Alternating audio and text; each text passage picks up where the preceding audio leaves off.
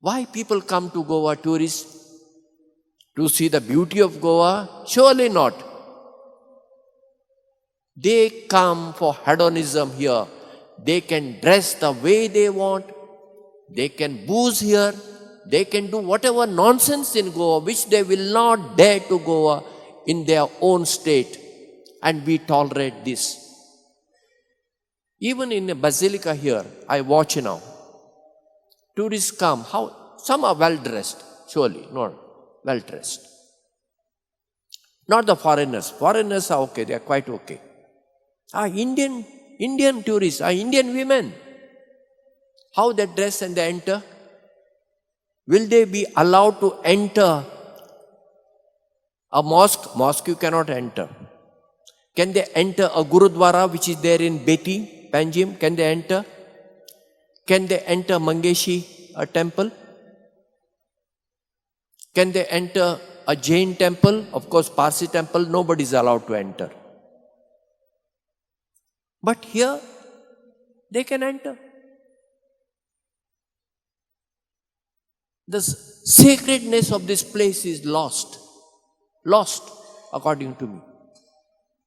This is a sacred place. People are welcome to come, but as devotees. What to say? Less I speak is better. How long God is going to tolerate this nonsense? So what should be our response as Catholics?